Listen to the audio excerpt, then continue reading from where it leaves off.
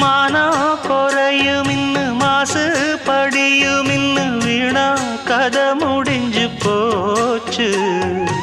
ஈசான மூலையில லேசான பள்ளி சத்தம் மாமன் பேர சொல்லி பேசுது.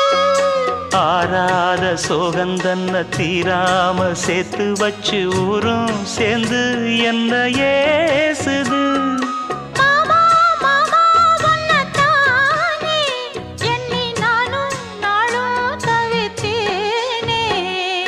கூண்டுக்குள்ள என்ன வச்சு கூடி நின்ன ஊற விட்டு கூண்டுக்குள்ள போனதென்ன கோலக்கிளியே.